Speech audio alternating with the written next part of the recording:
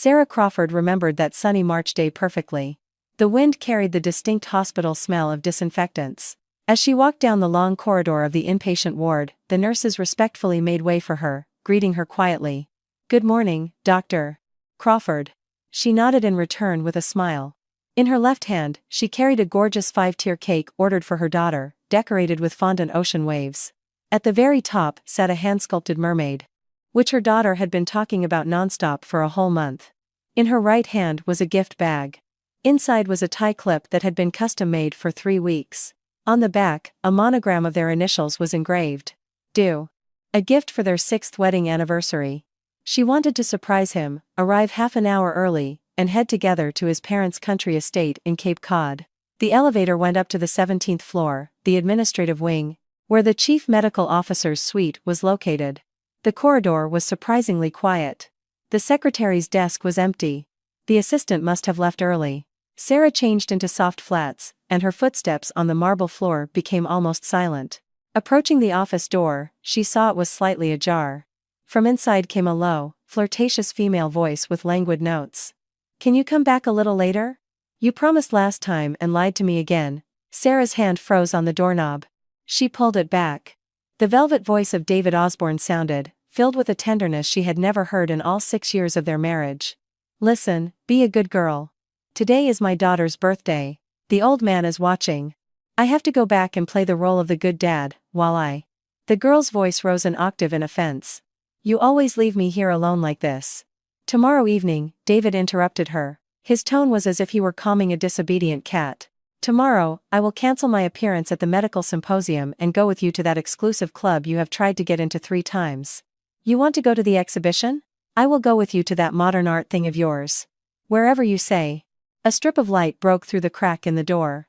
In that strip, Sarah saw a slender forearm wrapping around David's navy blue suit jacket. The nails were painted in this season's trendiest terracotta color. Madison, his administrative assistant, 26 years old. At last year's clinic anniversary, Sarah had even covered for her when she had too much to drink. She saw David's hand rest on that forearm, not to push it away, but to pat it. Soothingly, like a lover. Sarah did not open the door. She stood there for about 3 seconds. In those 3 seconds, she managed to do one thing. She took out her phone, hit the voice memo record button, and pointed the microphone toward the crack in the door. She recorded a full 14 seconds. That was enough. Play the role of the good dad. Those 7 words sliced through 6 years of her marriage like a scalpel. It turned out all those trips to the amusement park with their daughter, the family dinners where he would raise a glass of wine and say soulfully that his wife was gold and thank her for everything. Even their family photo by the bed. It was all an act. She looked down at the cake in her left hand. The fondant mermaid had shiny little eyes. Her daughter wanted a blue tail. Sarah had driven to 3 different bakeries to find the exact shade. This was for her daughter, not for him. Sarah carefully shifted the cake to her right hand, then opened the gift bag with her left. She took out the tie clip. The cold gleam of silver flashed in the light of the corridor lamp. She looked at the Dio engraving and suddenly felt nauseous, a physical sickness rising from the very pit of her stomach. At the end of the hallway stood a yellow biohazard waste container, specifically for contaminated materials unfit for recycling. She walked over, opened the lid, and dropped the tie clip inside. The metal hit the plastic wall with a soft sound, like a sigh. Then Sarah took out her phone and sent David a text message on iMessage. "Traffic is terrible. I will pick up Chloe and head to the Cape Cod house first. You wrap up your work and come straight there." The tone was gentle, the words caring. She, as always, played the role of the understanding wife of the chief medical officer. After sending the message, she closed the chat and selected another contact. Andrew Vance, her college classmate and now the best divorce attorney in Boston. She typed just 3 words. "Do you have time? Urgent." 3 seconds later, the reply came. "Always." Sarah put the phone in her coat pocket and, carrying the cake, headed for the elevator. Passing the nurse's station, she met the gaze of a young nurse who smiled at her. "Dr. Crawford, you look so beautiful today. Happy birthday to Chloe." "Thank you," she smiled back. Her voice was as smooth as a glass lake. The moment the elevator doors closed, she saw her reflection. Flawless makeup, rich lip color, every hair perfectly in place. Only she knew that inside her coat pocket, her hand was clenched into a fist so tightly that her nails dug into her palm, not out of pain, but from the restrained effort. And what she was holding back was not grief, but a burning, explosive clarity. That clarity told her not to make a scene now. Not on his territory. Do not fight a battle by his rules, where you are guaranteed to lose. You have more important things to do. For example, throw your daughter the perfect 5th birthday party. For example, find out how many more performances he has put on behind your back over these 6 years. And, for example, while he thinks you know nothing, take back everything that belongs to you, piece by piece. In the parking garage, Sarah found her car and placed the cake on the passenger seat. The fondant mermaid tilted slightly. She carefully straightened it. "Mommy is going to throw you a party today," she said into the empty air, as if making a promise to her daughter, or perhaps to herself. Then she started the engine, but she did not drive to Cape Cod. She drove to the Ritz-Carlton, booked a family suite, and asked the staff to decorate it with a nautical theme. Following her instructions, the nanny had already picked up Chloe from the Cape Cod house under the pretext that Mommy had prepared a surprise. When David Osborne pushed open the door to his parents' estate, the living room was brightly lit. His entire extended family was sitting at the large dining table, but next to the head seat where he was supposed to sit, the chairs for his wife and daughter were empty. There were not even extra plates on the table, as if they were never expected in the family plans. "Where is Sarah?" His father, William Osborne Sr., set down his cup. Displeasure was etched into his wrinkles. David froze for 3 seconds. He instinctively reached for his phone.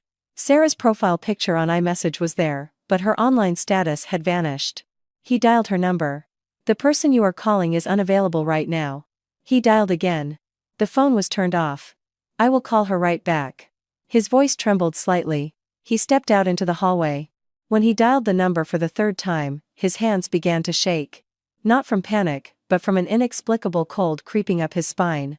Sarah never turned off her phone. In 6 years of marriage, her phone was always available to him. Whether it was 3 in the morning or right after surgery, she always answered. And now, the person who was always there had disappeared. This was 1,000 times more terrifying than any argument. He remembered her message from half an hour ago. "Traffic is terrible. I will pick up Chloe and head to the house first." But Chloe was not there either. The nanny's phone was also switched off. In the pocket of David's jacket, rested a velvet box containing a Cartier necklace. He had planned to present it to Sarah today in front of everyone. It was a mandatory scene in the script of The Good Husband, but the lead actress did not show up. He stood in the hallway of his parents' home, wearing a custom-tailored $8,000 suit, clutching a dead, silent phone in his hand. And suddenly, he felt unbearably cold. At that exact moment, in the family suite of the Ritz-Carlton, Chloe was sitting on Sarah's lap. In her tiny hands, she held a piece of cake with the fondant mermaid, her entire face smeared with frosting. "Mommy, her tail is blue." "Yes. The color of the deep sea." Sarah hugged her daughter. Her voice was as soft as cotton. "What about Daddy?" "Daddy is not coming." Sarah's hand froze for a second. She leaned down and kissed the top of her daughter's head. "Daddy is very busy at work today. We will see him tomorrow." "Okay. All right." Chloe was quickly distracted by a new toy. At 5 years old, children do not yet know what a lie is. Sarah looked at her daughter's profile. A quarter of David's features could be traced in it. She suddenly recalled the phrase about playing the role of the good dad. A wave of nausea rose in her stomach again. She got up and went to the bathroom, turning on the cold water and holding her wrists under the stream. The woman in the mirror looked back at her. Her eyes were slightly red, but there was not a single tear. "Don't you dare cry," Sarah told her reflection. "If you cry, you lose, not to him, but to yourself." She dried her hands and took out her phone to send a voice memo to Andrew. Her voice was steady, as if she were reading a report on a lab experiment. "Andrew, David is cheating on me with his assistant Madison. I have an audio recording. I need you to do 3 things. First, check the flow of funds across all his accounts. Second, help me clarify the status of the patent rights for Protavir, 1. Third, prepare all the documents for a divorce proceeding. The sooner, the better." After sending it, she added a text message. Postscript. "Do not spook him at this stage. He does not know that I know yet." Andrew instantly replied with a thumbs-up sticker, and then sent another message. "Sarah, your cold-bloodedness is terrifying, but it is the right approach. In divorces like this, what matters is not the speed of the scandal, but the number of trump cards you manage to hide before it begins. Sarah read the message and locked her phone. She returned to the bedroom. Her daughter had already fallen asleep, hugging a toy mermaid. The corner of her mouth was covered in frosting. Sarah wiped it away, tucked her in with a blanket, and sat beside her for a long time. The room was quiet. Outside the window stretched the nighttime skyline of Boston, sparkling with lights that never go out. Leaning against the headboard, Sarah began to mentally sort through her trump cards. The first trump card was Protavir, 1, the key anti-tumor targeted drug of their medical group, which was already in the Phase 3 clinical trials.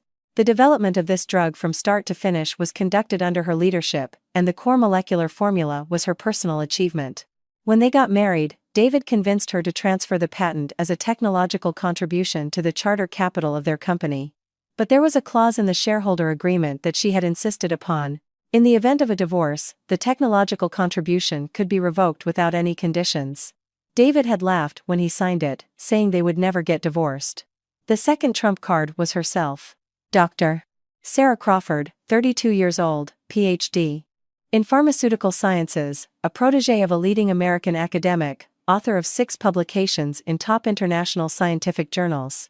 Their medical group, Osborne Med, had grown from a regional company into a publicly traded corporation not because of Chief Medical Officer Osborne's face. It was because of the formulas in her hands. The third trump card was William Osborne Sr., David's father. The old man was smart and had spent his entire life valuing reputation and the continuation of the family line above all else. Chloe was his only granddaughter. The light of his life. If David lost his wife and daughter, it would be a mortal sin in his father's eyes. Were these trump cards enough? Sarah closed her eyes. They were enough. But she was in no hurry. She remembered the words of her academic advisor in graduate school, that the most dangerous thing in an experiment is drawing conclusions without gathering enough data. Therefore, she would wait. Wait until he continued to play his game, wait until he made more mistakes.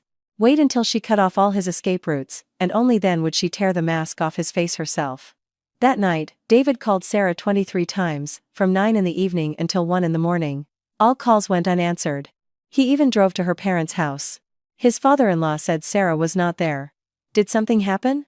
Did you two have a fight? No. David plastered on a perfect smile. Her phone probably died. I will keep looking. Returning to his car, he loosened his tie and slammed his fist against the steering wheel. The daytime scene in the office replayed in his head over and over, Madison hanging all over him. Did he close the door properly when he said all those things? He thought so. He remembered letting the secretary go home early. Then why did Sarah disappear? A coincidence? Impossible. He rejected the worst-case scenario. Sarah was not like that. She was gentle, submissive, completely absorbed in her family and the laboratory. Even when he occasionally stayed out late, she simply warmed up dinner and waited, never asking questions. She could not have found out anything. David spent a sleepless night in this state of self-delusion. The next morning, he received a message from Sarah. The tone, as always, was soft. Yesterday, Chloe suddenly wanted to stay in a hotel with a nautical theme. I spontaneously decided to take her. My phone died and shut off. I saw your missed calls. I am sorry. It is a shame we missed dinner at your parents' house. I already called your dad and apologized. David stared at this message for 3 minutes. Every word was normal. The tone was normal, the punctuation was normal, but something felt wrong. It was like a perfectly smooth wall, so smooth there was nothing to catch onto. And because of that, it seemed suspicious. But he quickly suppressed this anxiety because Sarah subsequently sent a photo. Chloe, in a mermaid costume, was flashing a peace sign at the camera. In the background was a hotel wall with nautical murals. Sarah's face was not in the photo. David replied with a heart emoji and typed out that she was the best wife and he would pick them up at lunchtime. From the other side came a short reply. Sounds good. In the hotel room. Sarah looked at the emoji in the chat window. The corners of her lips twitched. Not a smile, but muscle inertia.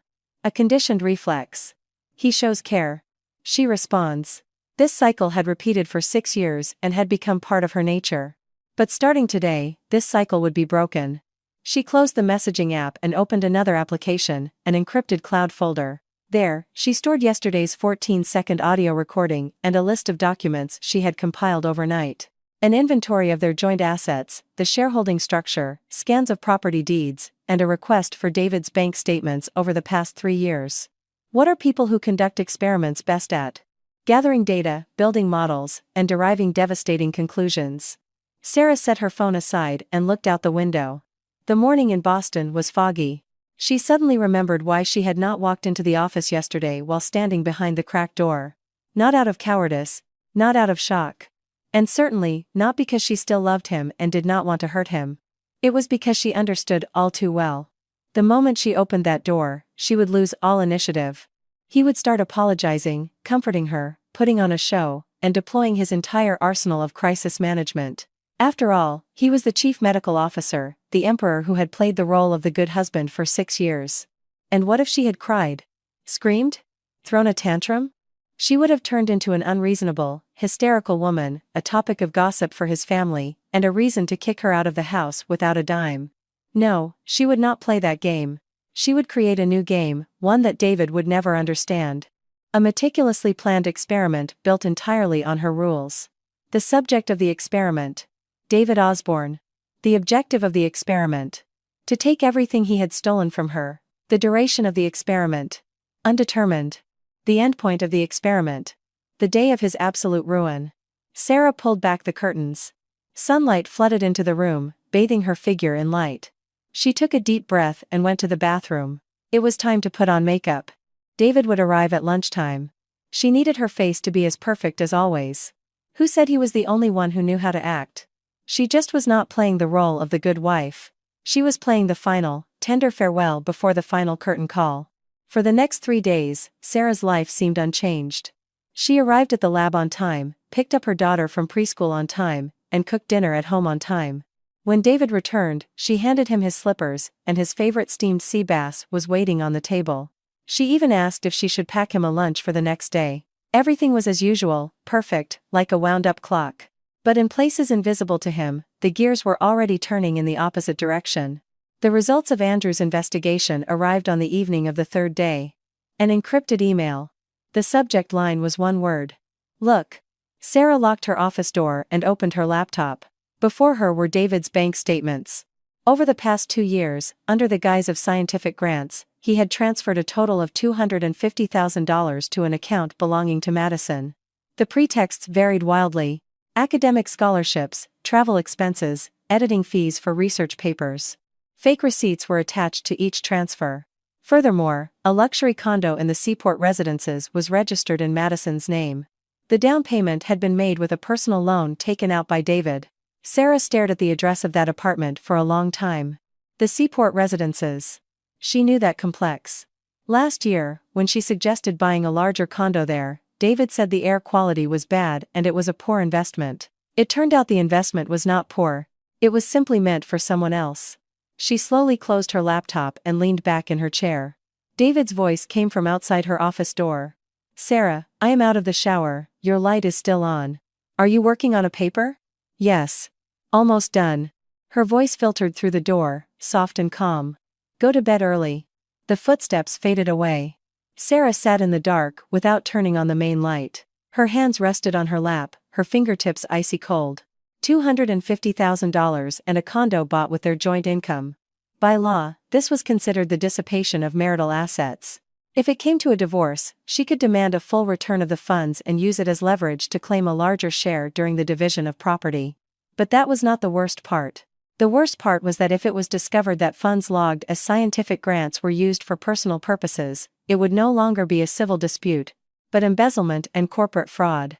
A felony. Sarah did not smile, and she did not cry. She simply sat in the dark for a long time. Then she sent Andrew a reply email. Keep digging, do not stop. I need all the data to launch the final experiment. The second report from Andrew arrived a week later, this time not via email. He delivered it in person.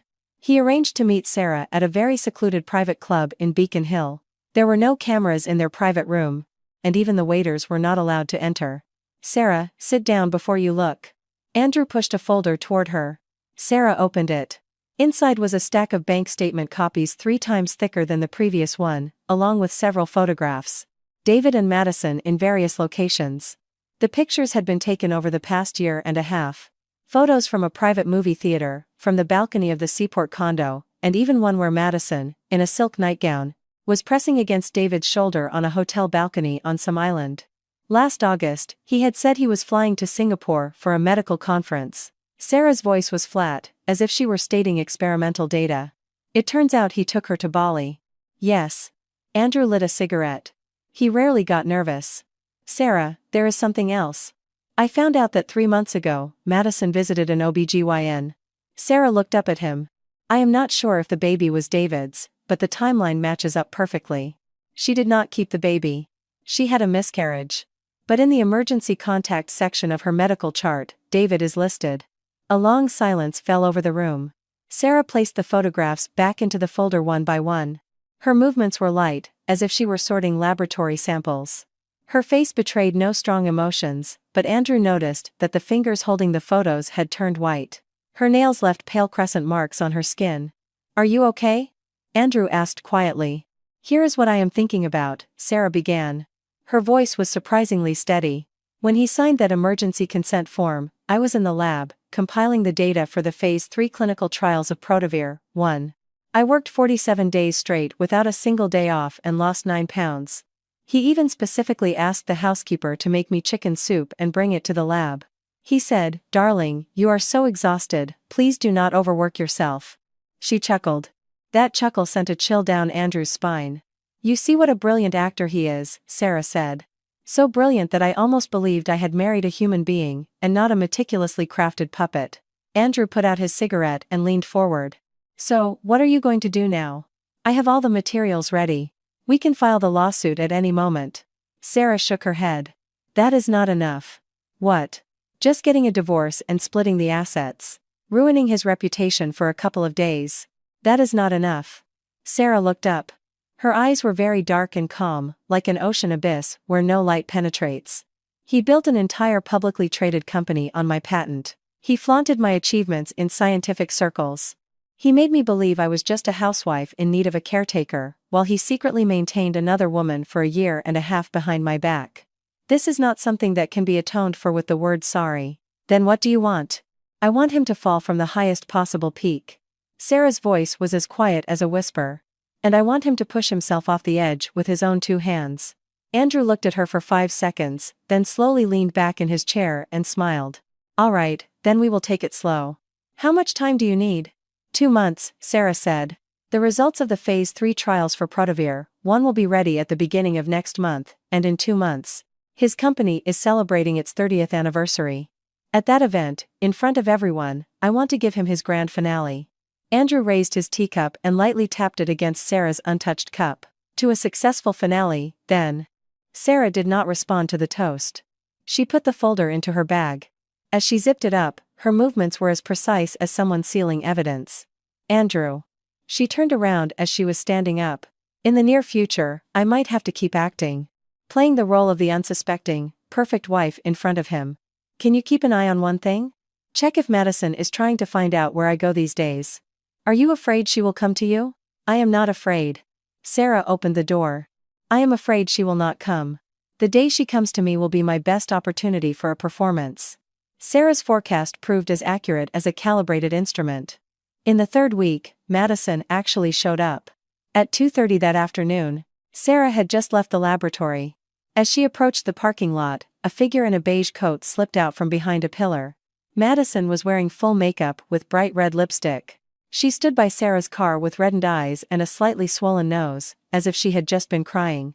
But she was crying very aesthetically, in that calculated way that does not ruin eye makeup. Dr. Crawford, Madison called out.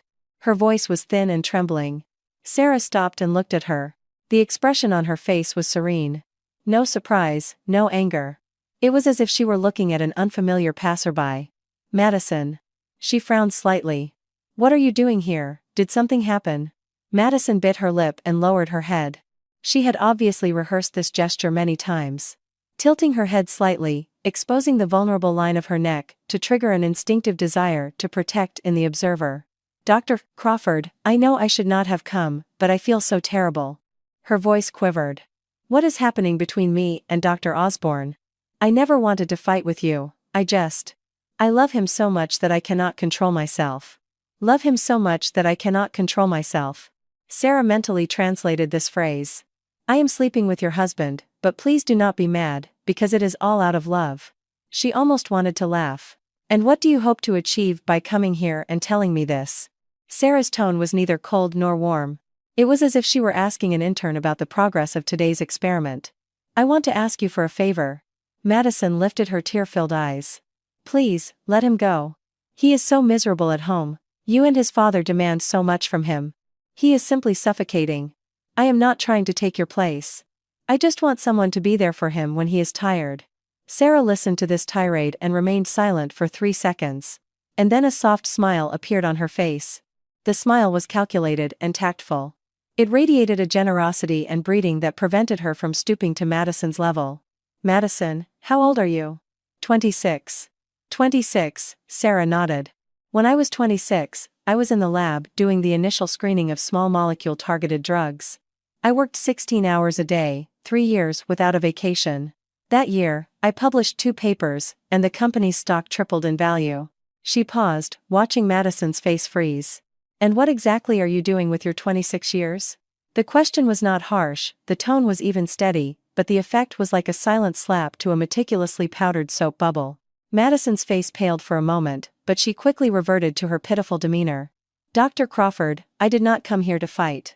Madison, Sarah interrupted her, opening her car door. Let me give you a piece of advice. Garbage does not become treasure just because you hug it. You are only getting yourself dirty. She got into the driver's seat and slammed the door shut. Through the glass, she saw Madison standing rooted to the spot, her face flushed crimson. Her lips were moving, but no words could be heard. On her meticulously groomed face, the mask of the touching victim cracked, revealing a thin, ugly layer of hatred. Sarah started the engine and pulled out of the parking lot. In the rearview mirror, she caught one last glimpse of Madison, head down, typing furiously on her phone. She was definitely complaining to someone. To David, of course. Let her, Sarah thought. Complain. Tell him how his poor little kitten was bullied by his virtuous wife. Let him pity you, let him feel that he has to compensate you. Let him run even further and deeper in the wrong direction, so deep that he will never be able to climb out. This is called preparing the bait. And indeed, that evening, David was unusually affectionate. He came home 2 hours earlier than usual, carrying a box of Sarah's favorite pastries. Upon entering, he deliberately softened his face and lowered his voice half an octave. Sarah, are you tired today? You look pale. Sarah was checking Chloe's drawings at the dining table. She looked up at him and smiled slightly. I am fine. Why are you home so early? I missed you. David placed the pastries on the table and produced a bouquet of white lisianthus from behind his back. I drove past the florist. These are for you. White lisianthus. In the language of flowers, it means sincere love. Sarah took the flowers and brought them to her face. The petals were cold, straight from the florist's refrigerator. Thank you, she said. Her voice carried perfectly calibrated surprise. Mommy, how beautiful. Daddy bought Mommy flowers. Chloe clapped her hands. David crouched down, hugged his daughter, and kissed her cheek. And Daddy bought you something too. A new 500-piece mermaid princess puzzle. Yay, Chloe cheered. What an idyllic scene. A husband gives his wife flowers, a father brings his daughter a gift. The family is together, everyone is happy. If someone were to peek into their home at that moment, they would see a model family. But Sarah knew the price of this bouquet was exactly equal to his psychological compensation for comforting Madison after their afternoon encounter. You offended my person, so I have to be especially nice to you to balance out the guilt. If he even had any left. She arranged the flowers in a vase. In the kitchen, while trimming the stems, she accidentally cut her finger. A drop of blood slowly swelled and then fell onto a white lisianthus petal.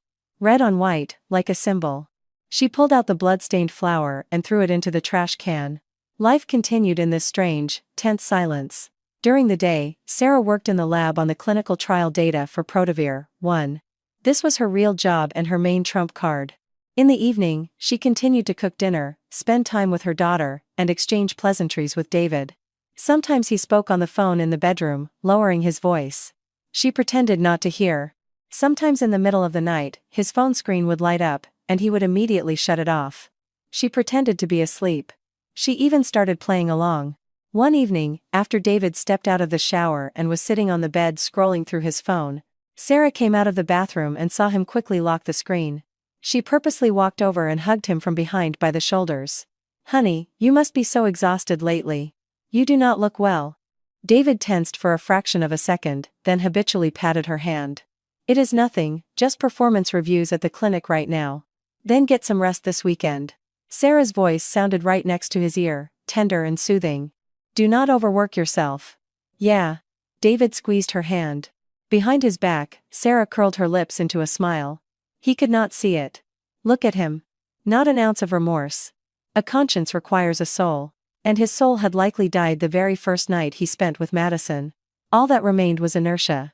The inertia of keeping up appearances, the inertia of protecting his own interests, and the inertia of preserving the mask of the good husband and father.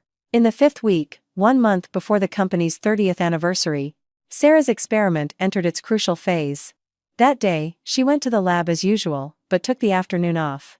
She drove alone to the most prestigious office tower in Boston's financial district. When the elevator doors opened on the 67th floor, a man stood by the panoramic window with his back to her. His dark gray suit fit him flawlessly, tailored with the precision of a scalpel. He was tall, with perfect posture. His hair was impeccably styled. His figure exuded the innate confidence of a man accustomed to being at the top. He turned around. Dr. Crawford. Carter Sterling. Carter Sterling. The de facto ruler of Boston's corporate world, founder and chairman of Sterling Capital. To the general public, his name was almost unknown. He did not appear on Forbes lists, did not give interviews, and did not attend social events. But in business circles, everyone knew there were 3 people in the city whose phone numbers were saved in the private contacts of cabinet secretaries. He was one of them. 35 years old. Unmarried. Rumored to have 0 romances, a reputation as clean as a blank sheet of paper. Mr. Sterling, Sarah walked over and sat at the desk across from him. I apologize for the intrusion. When Andrew recommended you, he said that if I wanted absolute guaranteed security regarding the patent, you were the only option. Carter Sterling looked at her. He had light brown eyes that seemed cold and piercing against the backlighting. But this was not the condescending coldness David possessed. It was the coldness of an equal, the coldness of a player evaluating another strong player on a chessboard. Dr. Crawford, he began. His voice was deep and steady. I read your paper on Protavir, 1. Frankly speaking, the design of this molecular structure is at least 2 years ahead of anything else globally. The fact that you transferred it to Osborne Med as a technological contribution is sacrilege. Sarah raised an eyebrow. You mean to say? I mean to say, Carter leaned forward slightly, his tone remained unchanged. That if you decide to spin off this technology into a separate project, I can provide you with a platform that will belong entirely to you. Not as an investor, but as an equal partner, without any strings attached. Sarah looked at him. Carter did not break eye contact. Nor did he rush to persuade her. He simply sat there, calm and immovable as a rock. Why are you helping me? Sarah asked directly. Do you have a conflict with Osborne Med? Carter shook his head. Osborne Med is not worthy of being my competitor. This sentence was delivered entirely flatly, without a hint of boasting or contempt. It was merely a statement of fact. But that very flatness contained crushing power. David, who spent hundreds of thousands from research funds and bought an apartment for his mistress, considered himself a high roller. But the man sitting across from her had recently spent $200 million acquiring an entire pharmaceutical supply chain. And it barely made the business news. Different levels. They were simply not in the same league. Then why? Sarah insisted. Carter stayed silent for a few seconds, and then said something she did not expect. When I was 5 years old, my mother also broke free from a suffocating marriage alone with me. She had nothing at the time but herself. His gaze was fixed on the horizon beyond the window. Later, she built Sterling Capital from scratch to its current scale. I did not just inherit a group of companies, I inherited her mandate. Talented people should not languish in unworthy relationships. Sarah remained silent. A few seconds later, she said, Mr. Sterling, I can accept your partnership proposal, but I have one condition. Speak. Until I officially sever ties with Osborne Med, all our communications must remain strictly confidential. Only 3 people should know about this, including Andrew. Naturally, Carter nodded and slid a letter of intent toward her. I have already prepared a preliminary draft. You can take it with you.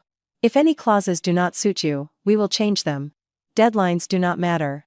Sarah took the document. A few thin pages, everything clear and to the point. Not a single wasted word. She quickly scanned it. Equal shares, independent decision-making authority, a clear exit mechanism, no clauses implying personal dependence. Mr. Sterling, she stood up. Your style of doing business reminds me of my laboratory research protocols. Precise, clean, without unnecessary variables. Carter slightly curled the corners of his lips. It was probably the closest expression to a smile he was capable of. Dr. Crawford, he stood up to escort her to the elevator. The Osborne family is far too small for your ambitions. The elevator doors opened. Sarah stepped inside and turned to face him. As the doors began to slowly close, she said, "This is not ambition. This is claiming damages." The doors shut.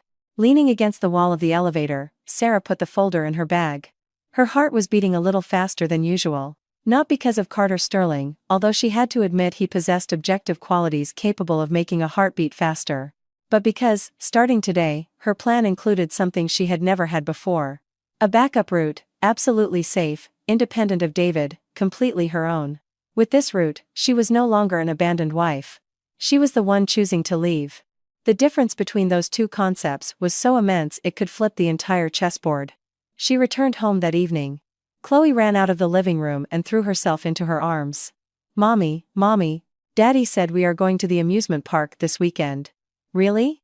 Sarah picked her daughter up and looked at David, who was sitting on the couch scrolling through his phone. He looked up and gave her a flawless smile. "I promised Chloe. You are coming too. The whole family. The whole family." Sarah mentally translated this phrase.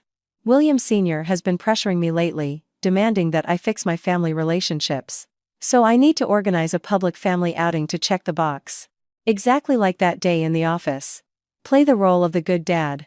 "Sounds wonderful," she smiled back and set Chloe down on the floor. "I will go make dinner then. Chloe, what do you want to eat?" "Shrimp.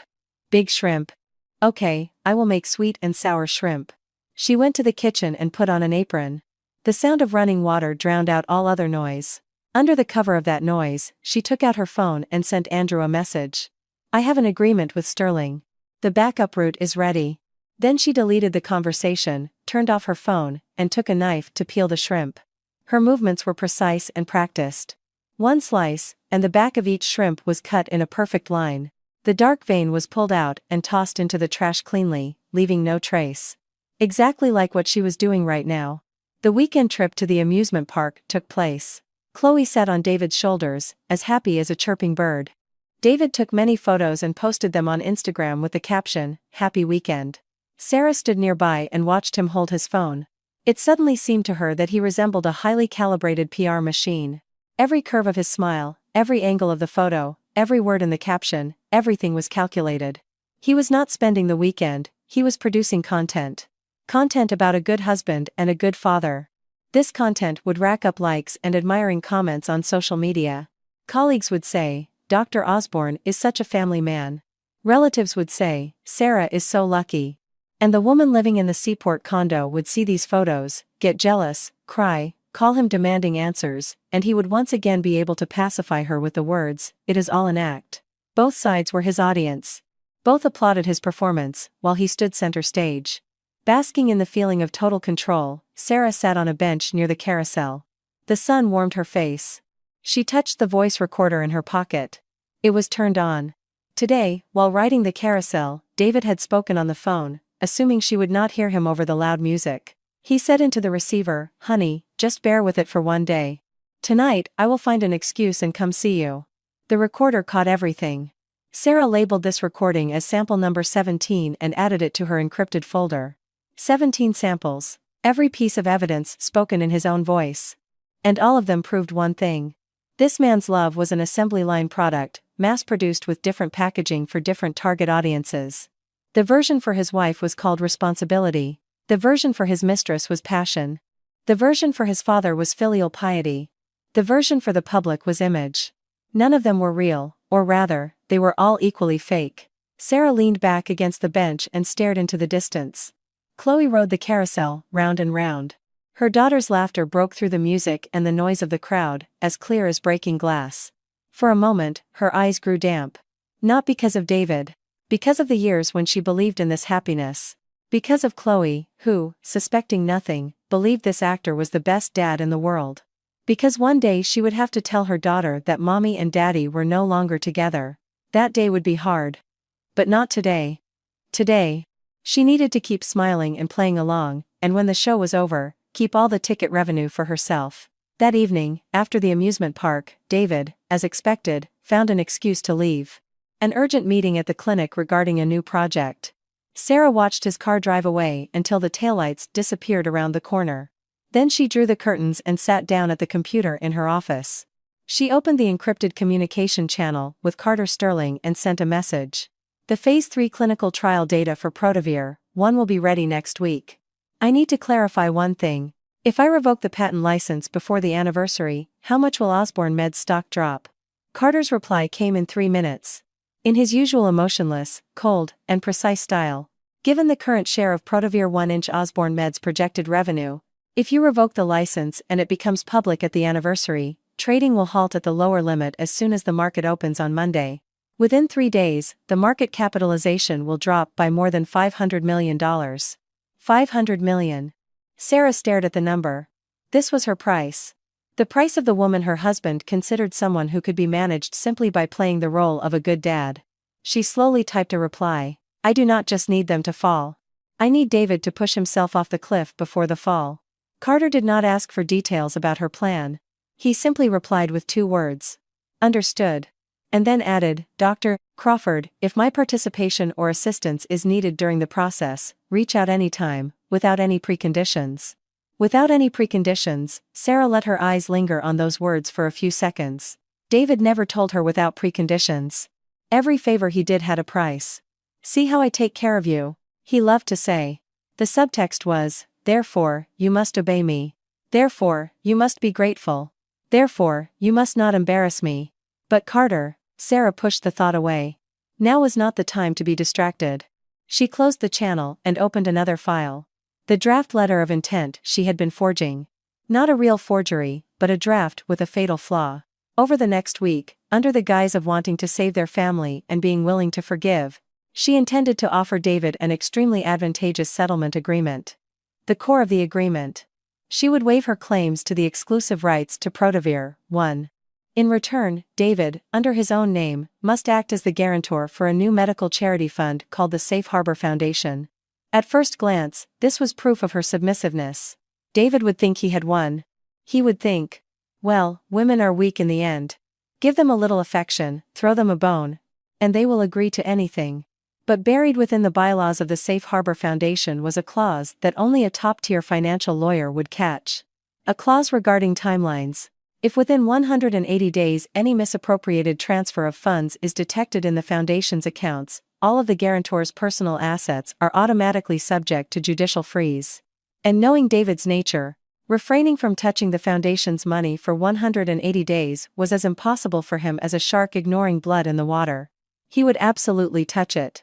Absolutely, because he always considered himself the smartest person in the room. Sarah stayed up all night finalizing this plan. When she finally saved the last version at 4 in the morning, David's car had just pulled into the driveway. Hearing the sound of the door closing, she quickly shut down the computer, went to the bedroom, got into bed, and closed her eyes. He walked into the bedroom. He smelled of someone else's perfume, not the one she wore. In the dark, he silently undressed, took a shower, dried his hair, and then carefully slipped into bed. He even hugged her by the shoulders, just as a good husband should. Sarah, without opening her eyes, felt the warmth of his arm. That arm had once given her a sense of security, now it only brought revulsion. But she did not move. Her breathing was steady, like an unsuspecting, deeply sleeping wife. Acting skills. She was getting better and better at it. After all, she had an excellent teacher who had trained her for 6 years. In the 6th week, Sarah initiated the second phase of her plan. That evening, she deliberately came home an hour early. While changing her shoes in the hallway, she heard David talking on the phone in his study. He was speaking very quietly, but she caught the key words. The old man, inheritance. Divorce is out of the question. She did not step any closer. Instead, she went to the kitchen and turned on the range hood to create noise. When David finished his conversation and came out, he saw her back at the stove. She was wearing an apron, stirring broccoli in a pan. You are back? He asked. Yes, I finished early at the lab today, she replied without turning around. Call Chloe to wash her hands, we are about to eat. David nodded and went upstairs. In those few seconds, Sarah quickly jotted down the essence of his conversation in her phone's notes. She did not know who he was talking to. But the words divorce is out of the question were enough to understand one thing. David was currently terrified of a divorce, not because he loved her, but because those were the rules in his family. William Sr., his father, was an old-school man. All his life he despised two things: disrespect toward parents and infidelity. In his value system, divorce was synonymous with moral bankruptcy, and moral bankruptcy meant losing the right to the inheritance. Although Osborne Med was already a public company, the majority of the original stock was still in his father's hands. He still had not executed the official transfer of rights. This meant that everything David currently had: his status as chief medical officer, his seat on the board of directors, the right to live in their Cape Cod estate, all hung by the thin thread of his father's favor. And the presence of a virtuous wife and a sweet daughter was the main knot on that thread. Therefore, he could not divorce her. It was not that he did not want to, he simply did not dare. When Sarah realized this, the corners of her lips twitched. Now she saw the entire picture. David wanted the perfect balance. A wife and daughter for his reputation, a mistress for pleasure. He thought he was the player, and everyone else was a pawn. But he did not know that his most important pawn had already become a player herself. The next day, Sarah personally invited David to meet at a cafe near the clinic. She chose a table by the window and ordered 2 Americanos. Her face wore a mix of exhaustion and hesitation. When David walked in and saw her expression, his pupils contracted slightly. He sat down and, without saying a word, began to study her. "David," Sarah began, wrapping her hands around the coffee cup. Her fingers were slightly tense, as if she were making a difficult decision. "I want to talk to you." David's back subtly tensed. "About what?" "About Protavir, 1. She looked up at him. Her gaze contained carefully calculated submission. "I have been thinking a lot lately. We have our problems, but I do not want them to affect your career. You have invested so much in Protavir, 1. Sarah." David instinctively tried to interrupt her, thinking she was about to bring up divorce. "Yes. Listen." Sarah stopped him with a gesture. Her voice was soft but firm. "I want to tell you that I am willing to make concessions regarding the patent. The commercial use of Protavir, 1, will remain with Osborne Med. I will not contest the exclusive rights." A spark of disbelief flashed in David's eyes, like a gambler who was unexpectedly dealt a winning hand. But he quickly composed himself, frowned, and pretended to sympathize with his wife. "Sarah, you do not need to sacrifice your interests for me. That is not fair." What a textbook response. Sarah scoffed internally. His "not fair" never meant refusing a benefit. It was just a polite formality until you handed that benefit directly to him. She continued exactly as he expected. "But I have one condition." "Speak." "I want you, in your name, to act as the guarantor for a new medical charity project, the Safe Harbor Foundation. The budget is small, 500,000 is enough to start. I will handle the charitable direction, and you will provide formal leadership and guarantees. This will be our new way of collaborating." She said this with a hint of vulnerability, as if by using the word collaborating, she was trying to salvage their crumbling marriage. David listened and quickly calculated everything. 500,000 was not a massive sum for him. Besides, it was a charitable foundation, great material for PR. A demonstration of corporate social responsibility. His father would love it too. And most importantly, Sarah was voluntarily giving up the exclusive rights to Protavir, 1, which was the lifeblood of the entire company. Exchanging 500,000 for a $500 million safety net, any fool would take that deal. David barely hesitated. He took her hand. "Sarah, I agree. We are family. Is there anything we cannot agree on?" He squeezed her hand, mechanically stroking the back of it. This gesture used to feel warm to her. Now she remembered how he had stroked Madison's neck with those same fingers. "Then I will ask Andrew to draft the agreement," Sarah said. "You can have your lawyers look it over, and if everything is fine, we will sign it." "All right, it is a deal." David was in an excellent mood. He ordered cheesecake and pushed it toward her. "Eat something. You have gotten so thin." Sarah obediently broke off a piece and put it in her mouth. The cloying sweetness of the cheese melted on her tongue. She swallowed, and her stomach turned sour. But she finished the piece with a smile. Back in her car, she finally allowed herself to relax. The facial muscles, frozen in the smile of a tender wife, returned to the neutral expression of a lab technician. She sent Andrew a message. He agreed. The Safe Harbor Foundation is up to you. Hide the 180-day clause in an appendix on page 37. Make the font 1 point smaller. His lawyers are not going to read 37 pages of appendices word for word. Andrew replied. You know him too well. Sarah did not respond to that. The best way to know a man is to live with him for 6 years, and then one day discover that everything you knew was just what he wanted to show you. What he kept hidden was his true face. Now it was her turn to hide. And she was better at it than he was. The agreement was ready in a week. 43 pages. Dense legal text. David's lawyers skimmed the general structure, confirmed the key clause, the plaintiff's waiver of claims to exclusive rights to Protavir, one was in place, and advised David to sign. The signing took place in the chief medical officer's suite. Sarah stood nearby and watched him affix his signature. The tip of the fountain pen traced the smooth letters on the paper, David Osborne. Done. He set the pen down and looked at her with a smile. Are you at peace now? Yes, Sarah nodded and neatly placed the agreement into a folder. He did not know that he had just signed more than a guarantee agreement for a charity. He had signed the start of a countdown, 180 days. The clock started ticking today. The Safe Harbor Foundation was quickly established. David tasked his chief financial officer with managing the day-to-day operations. He himself only occasionally checked in on the progress. Sarah was officially only responsible for planning the charitable activities, but in reality, every time she logged into the system to check the data, she was preparing for the final audit. By the 8th week, the absence of the real Sarah began to subtly impact David's life. At first, he did not notice it because Sarah was home, cooking, dropping off and picking up Chloe, and accompanying him to events. But something was disappearing very slowly, almost imperceptibly. For instance, his shirts were no longer ironed to a state of absolute perfection. The housekeeper ironed them. But how could that compare? Sarah knew that for his third type of shirt, the collar needed to be half a centimeter higher, otherwise it would press against his chin. The housekeeper did not know that. For instance, no one laid out research papers in his office anymore.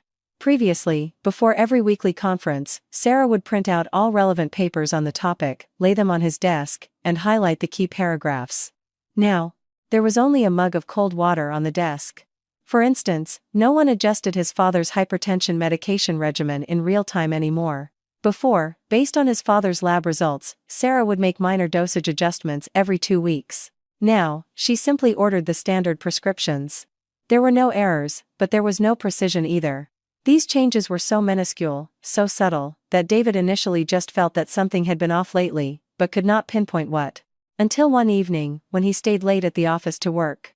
He made a pot of dark roast in the office Nespresso machine, which tasted bitter and burnt, and suddenly remembered.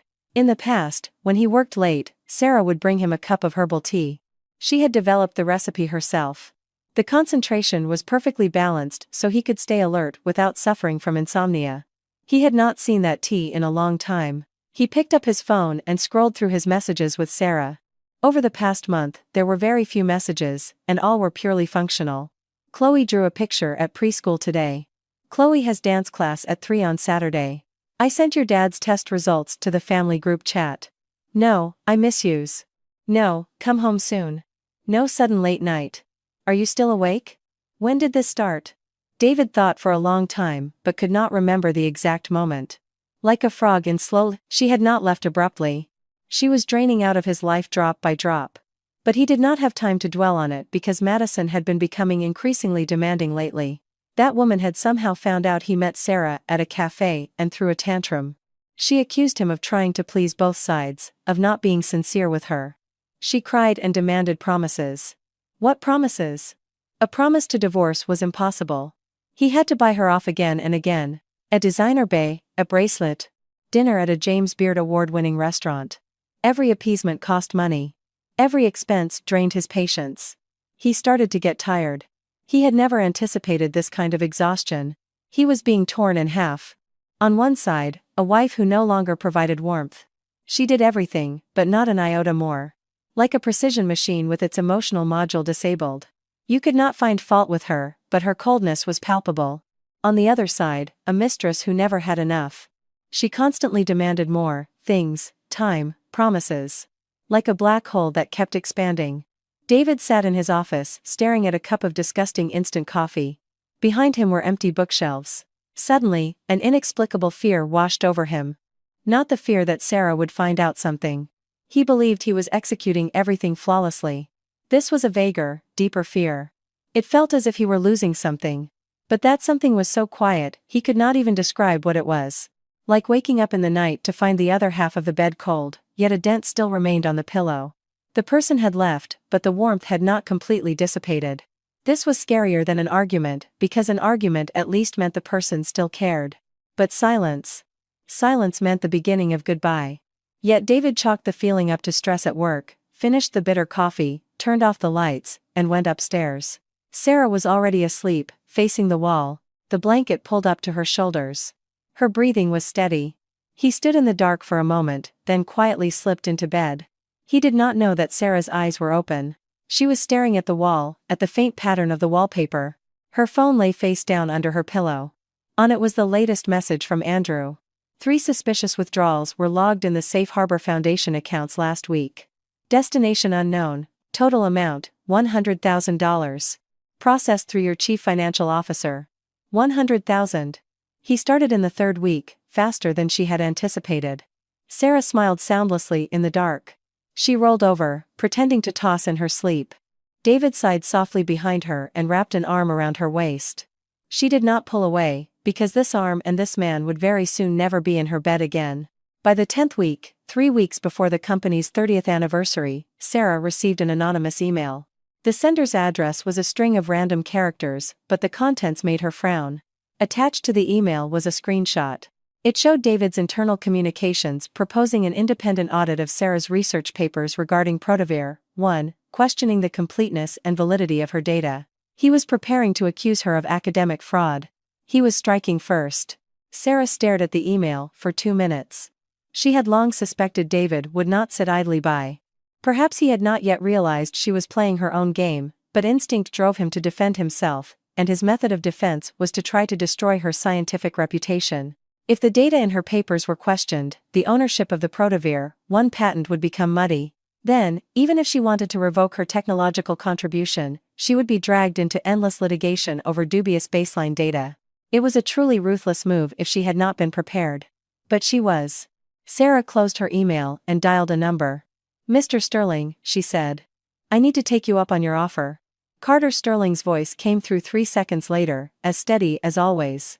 "Speak. David is preparing to accuse me of academic fraud. I need a third-party organization, independent of Osborne Med, to conduct a public, comprehensive, and transparent audit of my research data before he makes his move. The result must be indisputable, without caveats. Deadline, 1 week. A 2-second silence fell on the other end of the line. Then Carter said, 3 days. Sarah was surprised. 3 days. My Sterling Medical Foundation has the authority to conduct independent expert reviews. The director of the foundation is one of the peer reviewers of your most cited paper. He has already seen your data and knows its value better than anyone.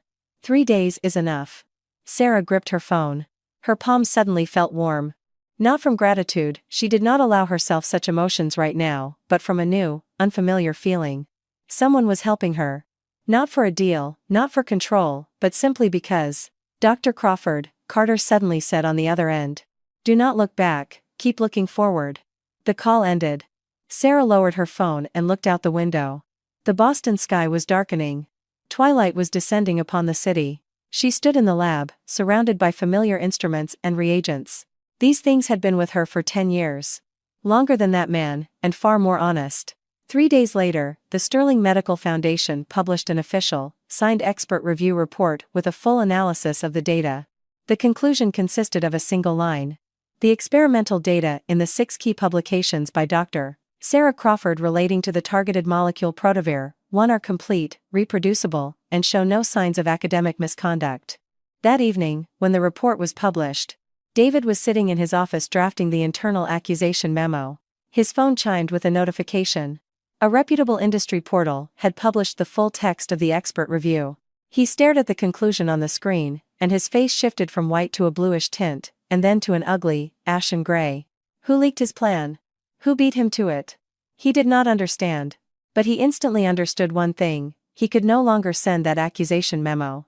If a third party had already proven Sarah's innocence, his accusation would turn into malicious slander. Not only would it fail to hurt her, but it would expose his own intentions. David deleted the draft memo and leaned back in his chair, exhaling heavily. For the first time, he felt a real threat coming from Sarah. Not a hysterical threat, not a threat of tears and scandals. A threat where you cannot see her hand, but you know she has already made her move. Like swimming in the deep ocean and suddenly feeling the current change. Something is moving nearby. You cannot see it, but you know it is bigger than you. 2 weeks remained until Osborne Med's 30th anniversary. David had changed. Sarah could feel it. He had not become better, but more nervous and suspicious. He began checking her schedule more frequently. One day, returning from work, she found him in her study, rummaging through her drawers. "Looking for something?" she asked, leaning against the doorframe. Her tone was as casual as if she were asking what to make for dinner. David spun around. His face was still under control. A customary smile played on his lips. "Looking for those preschool enrollment documents for Chloe that you printed out. The teacher said we need to bring in one more copy. They are in the living room, in the bottom drawer of the console," Sarah said, and walked to the kitchen. She did not bother exposing him. The preschool documents had been submitted 3 months ago. He just needed an excuse to enter her study. What was he afraid of? What was he looking for? The answer was obvious. The Sterling Medical Foundation report had spooked him. He was starting to realize there were unknown variables around him, but he could not find them. He was used to controlling everything, and as soon as that control cracked, his reaction was to tighten his surveillance. But Sarah had foreseen everything. All important documents were stored in an encrypted cloud. The phone she used every day was a clean backup. Communication with Andrew and Carter went through a different encrypted system. He could tear her entire study apart, but he would only find experiment data, drafts of papers, and Chloe's drawings. Everything was sterile. Let him look. The longer he failed to find anything, the more nervous he would get, and the more nervous he got, the easier it would be for him to make mistakes. And indeed, that same week, 2 more suspicious withdrawals appeared in the Safe Harbor Foundation accounts. This time, the amounts were larger. $200,000, processed as equipment purchases. But Andrew discovered the recipient was a shell company registered 3 months ago. The founder was Madison's cousin. When Sarah saw this report, she was in the lab doing the final archiving of the Protavir 1 data. She took off her gloves and looked at the numbers on her phone screen. The corners of her lips twitched slightly. The 180-day clause had been triggered on day 63. He turned out to be even greedier than she had assumed. She sent Andrew 3 words, "Keep documenting it." Then to Carter, "I will need a seat at the anniversary." Carter's response was a single word, "Done." 10 days before the anniversary, Sarah received an invitation in the mail from Osborne Med's administrative department. Heavy cardstock, gold foil stamping. The 30th anniversary of Osborne Medical Group and the unveiling of a new drug. Her name was on the invitation, but not as the lead developer. She was listed as the spouse of Chief Medical Officer David Osborne. Spouse. 6 years ago, when she married him, Protavir 1 was just a sketch of a molecular formula in her notebook. She alone had spent 4 years of sleepless nights, running thousands of experiments, enduring countless failures, to get it to clinical trials. The company's stock had grown 7-fold since then, and her status at the anniversary was spouse. Sarah placed the invitation on the coffee table. The expression on her face did not change. Chloe ran over, picked up the gold-trimmed card, and started turning it in her hands. "Mommy, how pretty. What is it?" "It is a ticket." Sarah stroked her daughter's head. "A ticket to where?" "To a very interesting show." Chloe nodded, handed the card back, and ran off to play. Sarah, watching her daughter's back, made a decision. On the day of the anniversary, Chloe must not be there. She needed to send her daughter to a safe place in advance, far from the eye of the storm. She picked up her phone and called her mother. "Mom, can you watch Chloe next Saturday? I have an important work event." "Of course, bring her over." Her mother's voice was warm and devoid of unnecessary questions. After hanging up, Sarah did one more thing. She pulled a garment bag from the farthest corner of her closet. Inside was a custom-tailored black power suit, a sharp blazer with a shoulder line as crisp as a razor. She had worn it 3 years ago to an international pharmacology congress. Back then, she was the only invited speaker from the U.S. who faced a barrage of questions. After the Congress, representatives from 6 multinational corporations handed her their business cards. She had not worn it since, because David had said, you look too intimidating in that. Wear something softer to family dinners, do not scare my dad. Back then, smiling, she had changed into an A-line beige dress. Now, she took out that black suit and hung it up. She ran her palm over the fabric, smoothing out the microscopic wrinkles. Under her fingers, the fabric emitted a soft rustle, as if awakening from a slumber. A week before the anniversary, David started staying at work late every day. He said he was preparing his speech for the new drug presentation. Sarah knew that the so-called new drug presentation was packaging the results of Protavir, one's phase 3 clinical trials, into the wrapper of a breakthrough proprietary development by Osborne Med. And then, under the spotlight, David, in his dual role as chief medical officer and head of R&D, would announce it. Her name would probably appear on the last slide of the presentation, in the acknowledgement section, on the third line, in small print. That had been her role in the Osborne family for 6 years. Doing the most important work, occupying the most invisible spot. But this year, everything would be different. This year, there would be no acknowledgement slide at the anniversary, because this year, the main character was changing. 5 days before the anniversary, having finished the final archiving of the Protavir, one data in the lab, Sarah gathered all the original experiment records, including handwritten logs, sample spreadsheets, and electronic data. She made 3 copies. She kept one in her encrypted cloud, placed one in the Sterling Medical Foundation's vault, and handed one to Andrew. After doing this, she stood in the middle of the lab and looked around. This laboratory had been with her for 6 years. From the first isolation of the prototype molecule of Protavir, 1 to the phase 1 clinical trials, the phase 2 dosage optimization, and the large-scale randomized phase 3 trial. Every step was taken within these walls, sir. A drawing made by 2-year-old Chloe still hung on the wall. A figure in a white coat drawn in crayon, standing next to a bunch of colorful balloons. Chloe had said it was Mommy and her medicine. Sarah took the drawing off the wall and carefully placed it inside her notebook. Starting tomorrow, this laboratory would no longer belong to her. She had already written her resignation letter, the day of the anniversary. When everything was over, she would officially leave Osborne Med, citing a change in professional direction. But for now, that resignation letter sat in her desk drawer. It was not time yet. Everything had to happen on that stage, all at once. 3 days before the anniversary, something happened that Sarah had not foreseen. That afternoon, she was home packing Chloe's things to take her to her mother's house early. Suddenly, her phone buzzed. An unknown landline number. Dr. Crawford. Are you related to William Osborne Sr.? William Sr., David's father. Sarah's heart clenched. Yes, that is me. What happened? William Osborne has suffered an acute angina attack. He is in the ICU right now.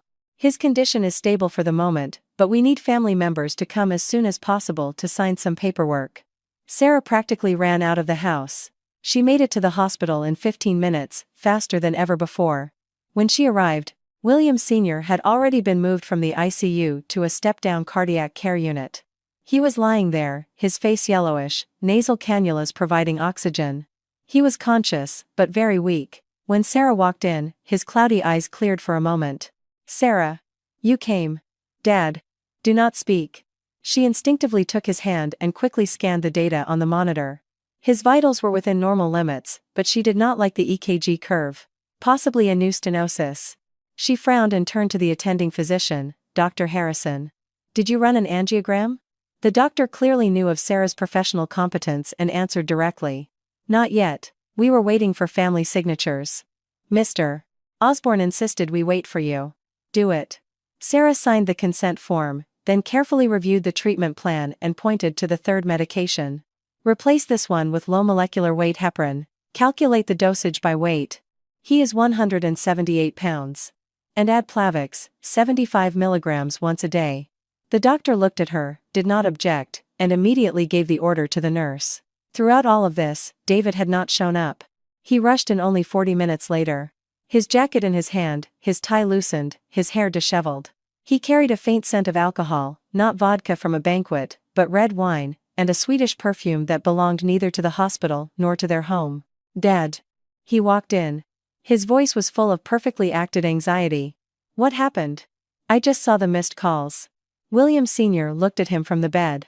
His gaze was heavy, like water in an abandoned well, deep and cold. I called you 11 times. His father's voice was raspy and weak. You did not answer a single one. David's face instantly changed. He instinctively looked at his phone. Indeed, 11 missed calls between 4 and 4:30. Where was he during that time? He was at the Seaport condo. Madison had said she had a migraine and asked him to come over. He had put his phone on silent. I was in surgery, just got out, he said. His voice sounded unnaturally dry. I do not take my phone into the OR, I only saw them now. His father did not bother exposing him. He simply shifted his gaze to Sarah slowly and looked at her for a long time. Sarah, he said. It is a good thing we have you. That sentence was spoken quietly, but it carried immense weight in the hospital room. So much weight that a crack appeared on David's face, that specific, hidden humiliation when you are compared, made an example of, and caught in your own inadequacy. He walked to the bed and took his father's hand. Dad, I am sorry. It will never happen again. His father closed his eyes and did not answer. David stood by the bed, maintaining the posture of an obedient son, but his gaze shifted from his father's face to Sarah. He was trying to read something on her face. Sarah just sat in the visitor's chair, scrolling through the angiogram report Dr. Harrison had just emailed her. Her profile was as calm as a pane of glass. She gave him no information to interpret. This alarmed David even more. The old Sarah, the wife he had known for 6 years, how would she have acted in this situation? She would have tried to smooth things over, said. You are so tired after surgery, defending him in front of his father. Her tenderness was like a safety net that always caught him when he was on the verge of falling. But now, that safety net was gone. She sat there like an observer. David's Adam's apple bobbed. He wanted to say something to break this strange silence, but his father had already closed his eyes, pretending to sleep. He had no choice but to step out into the hallway. He sent Madison a text. My dad is in the hospital. I will not be able to come over for the next few days. Madison immediately replied with a series of sad emojis, and then asked. Seriously? What about the anniversary? Can you still go this weekend? David stared at that message for 3 seconds. His father had just suffered a heart attack, nearly died in the ICU. And this woman's first reaction was to ask if he could attend a gala. A faint disgust rose from the depths of his soul, but only for a moment. He quickly suppressed the feeling and replied with one word. Yes. When Sarah walked out of the room, she saw him standing at the end of the hallway, typing. The blue light from the screen illuminated his face, dividing it into light and shadow. She did not approach him. She simply slowed her pace as she walked past the nurse's station. Out of the corner of her eye, she noticed that his left hand, which he was using to type, had no ring on it. His wedding ring was missing. She had not noticed it that morning. But now, on this night, when his father lay in a hospital bed, in this corridor smelling of bleach, that bare ring finger stood out as glaringly as an open wound. Sarah looked down at her own left ring finger. White gold with a diamond, a classic from Cartier. He had slipped it onto her finger 6 years ago when he proposed.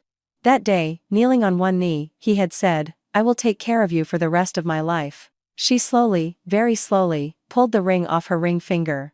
The motion was light, as if she were brushing a dried petal off her finger. Without hesitation, without regret. Only a sense of relief, like ripping off a band-aid. She dropped the ring into her coat pocket. A pale band remained on her finger, like a healing scar. It will heal. William Sr. stayed in the hospital for 3 days. Every day for those 3 days, Sarah spent 2 hours with him in the afternoon, adjusting his treatment plan and even bringing his favorite reading glasses and adjusting his hospital bed so he could watch the news comfortably. Her father-in-law had mild diabetes, and it was dangerous for him to clip his own nails. No one ever told the housekeepers about these details. David, on the other hand, arrived late and left early. Every time, he showed up 5 minutes before visiting hours ended, holding a bouquet of white lilies, which his father hated. Sarah had known since their first year of marriage that his father was allergic to lily pollen. David still could not remember. Every time he walked into the room with that bouquet, Sarah wordlessly moved it to the window to catch the draft. David noticed this, and once asked, why not put them on the nightstand? Dad is allergic to the pollen, Sarah said. David froze. Really? I did not know. You do not know a lot of things, she thought. But her voice was as flat as a lake, without a single emotion.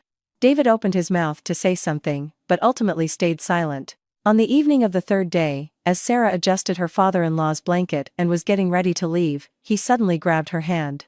Sarah. His voice was still weak, but his gaze was clear and sharp. Not the gaze of an 80-year-old man who just survived a heart attack. Dad, is something wrong? Is something wrong between you and David? Sarah's heart skipped a beat. But her face only showed slight confusion. Dad, why are you asking this out of the blue? I am old, but I am not blind. William Sr.'s gaze was like an old, yet still sharp knife. You look at him differently lately. There used to be a light in your eyes when you looked at him. Now there is not. You look at him like he is a blank wall. Sarah was silent for a few seconds. She could have kept playing the game, told her father-in-law, it is nothing, we are fine. We just have a lot of work right now. He probably would not have pressed further. But she did not. Because this old man, despite his stubbornness, his authoritarianism, and many views she disagreed with, had treated her genuinely well. For 6 years, his informal grandfatherly love for her had not been an act. He remembered she loved pastries and brought her a box every time he visited. He knew she worked hard and asked people to bring her soup at the lab. In front of all the relatives, he called her our Sarah, not David's wife. She did not want to lie to him, but she could not tell him the truth right now either. The old man's heart would not survive a second blow. Dad, Sarah crouched down to be at eye level with him. Her voice was very quiet. There are things I cannot tell you right now. But I promise you one thing. No matter what happens, Chloe will not be hurt. I will protect her. The old man looked at her for a long time. In his cloudy eyes, something churned, anger, sorrow, or a bitter realization of the inevitable. Then he slowly released her hand, leaned back against the pillow, and closed his eyes. I believe you. 3 words, spoken simply and firmly. They carried more weight than all of David's confessions over the past 6 years. Sarah stood up and adjusted his blanket. Her fingers lingered on his dry hand for a second, like a silent goodbye. Then she quietly closed the door to the hospital room. Out in the hallway, the fluorescent lights buzzed. She stood there, leaning against the wall, and took 3 deep breaths. She touched the ring in her pocket. Cold metal, no warmth. Her phone vibrated. A message from Carter. Just one line. The seat at the anniversary is ready. Table 3, first row. Your name will be on the guest list as an independent scientific expert, not as a family member. Sarah stared at those words under the cold white light of the hallway for a long time. No joy, no gloating, but a long-forgotten sense of respect. Like a person walking in the dark for a long time, and suddenly someone turns on a flashlight for them, not to shine it in their face and scrutinize them, but to illuminate the path under their feet so they can see where they are going. She replied with 2 words. Thank you. Carter replied, you are welcome. And by the way, black suits you better than beige. Sarah froze. She had not told him about the suit, yet he seemed to know everything. He knew without crossing boundaries, maintaining his distance. It was not surveillance, not control, but a restrained attentiveness. Like an underwater current. You cannot see ripples on the surface, but you know it is there. Stable. Constant. She turned off her phone and walked to the parking garage. Passing by the emergency room, she saw a young couple walking out. The man was supporting a woman who had a bandage on her arm from an IV. He leaned in and whispered something in her ear. She smiled and shoved him playfully. A common scene. Sarah had moments like that too. Once, she fainted from hypoglycemia in the lab. David rushed to the hospital 20 minutes after getting the call. It was probably the only time he had been truly terrified. He took her home and peeled an apple for her himself. But now, she doubted it. Was there an element of acting in that anxiety too? If Madison had called him at that exact moment, where would he have gone first? To her, or to the Seaport condo? It doesn't matter. Sarah thought, and quickened her pace. She got home at 9 that night.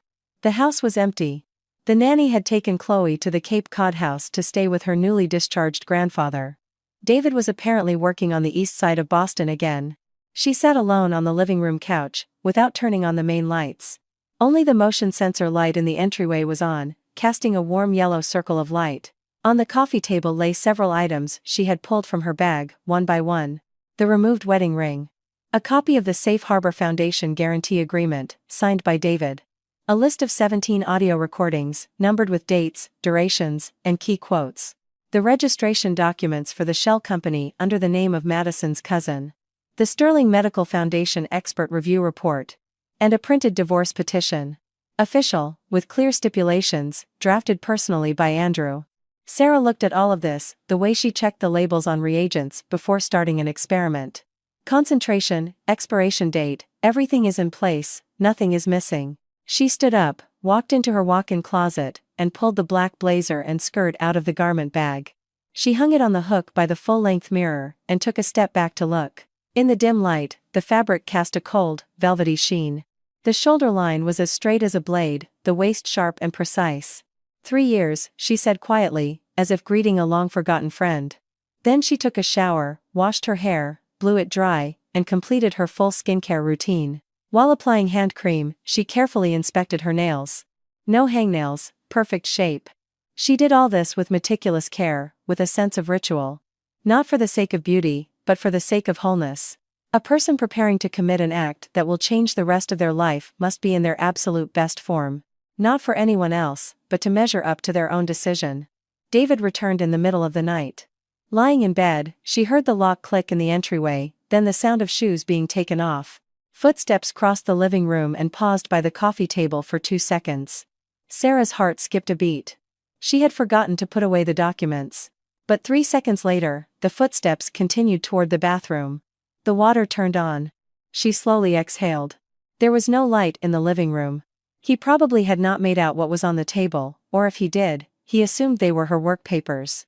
He had never been interested in the contents of her work papers. The water stopped running. The door opened. He quietly entered the bedroom. Undressed in the dark. A faint metallic clink of hangers. He was picking out his clothes for tomorrow.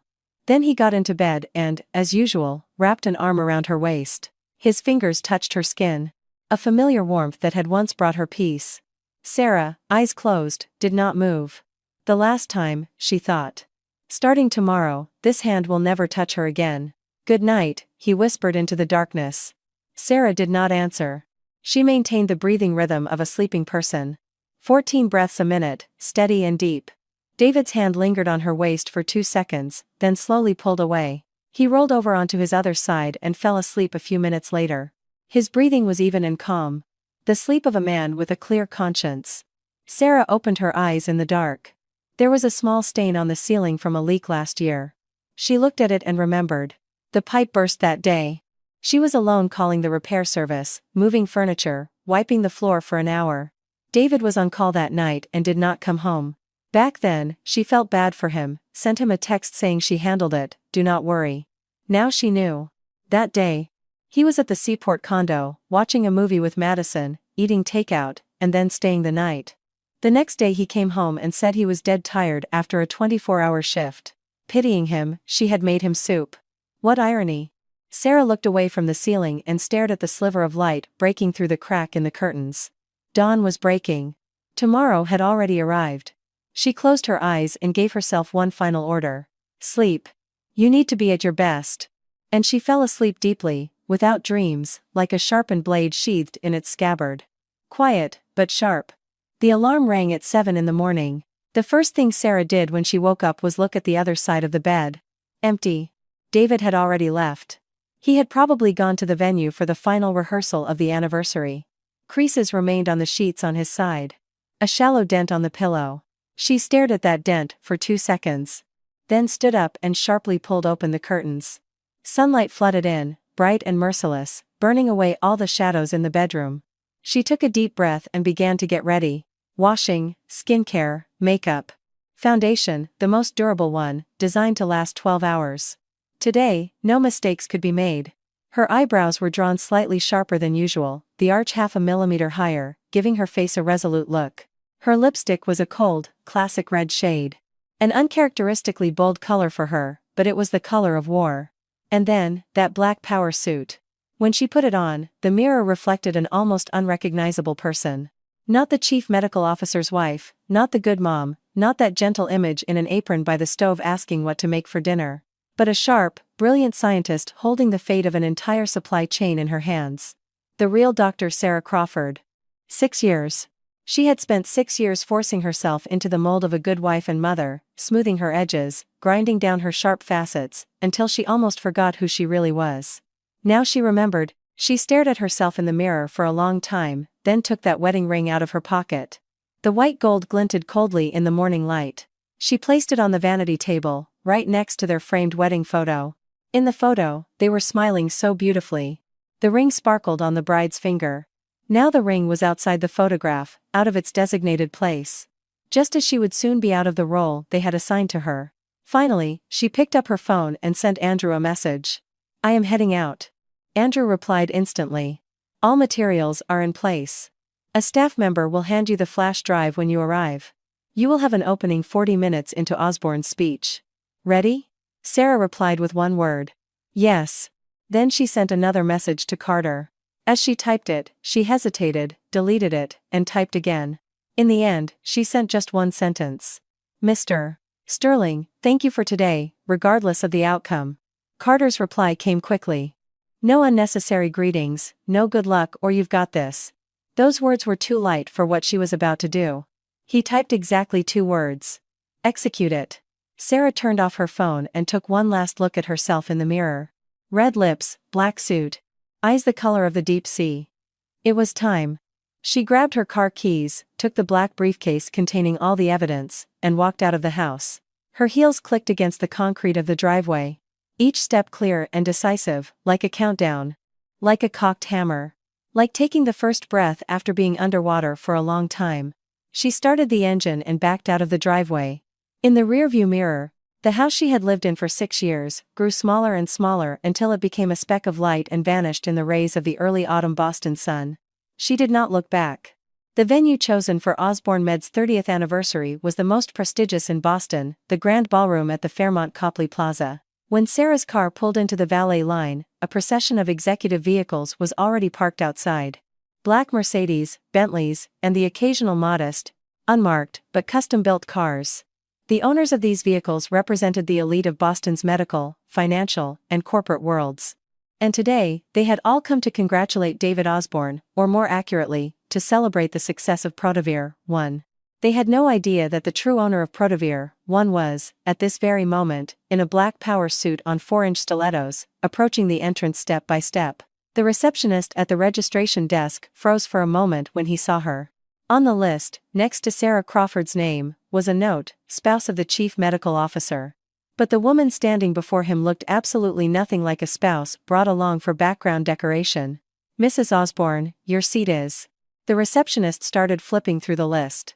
Table 3, row 1, Sarah said calmly. My invitation was under the name of an independent scientific expert. Please check again. The receptionist flipped to the supplemental list and indeed found a new entry. Dr. Sarah Crawford. VIP, guest from the Sterling Medical Foundation. The entry had been added 3 days ago. In the authorization column was a name the receptionist did not recognize, but the stamp belonged to the Fairmont's VIP Services Department. Yes, Dr. Crawford. I apologize. Right this way, please. The form of address shifted from Mrs. Osborne to Dr. Crawford. And his tone became 3 orders of magnitude more respectful. Sarah entered the ballroom. Crystal chandeliers shone like a starry sky. Round tables were draped in navy blue velvet. In the center of each sat a bouquet of white calla lilies. Osborne Med's corporate colors, blue and white, symbolizing technology and purity.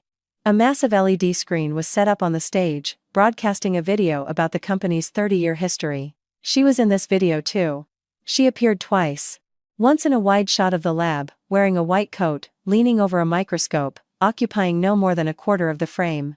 The second time in a group photo, she stood in the corner, and the caption, Leading R&D Team, covered half her face. Sarah glanced at the screen as she walked by and looked away. It did not matter. After today, everyone would remember her face. Table 3 was positioned perfectly, just 30 feet from the stage. Sitting down, Sarah looked around. At the neighboring tables sat industry heavyweights, academics, chief medical officers of major hospitals, CEOs of several pharmaceutical companies. Seeing Sarah, they looked surprised and whispered among themselves, but their attention was quickly diverted by waiters serving aperitifs.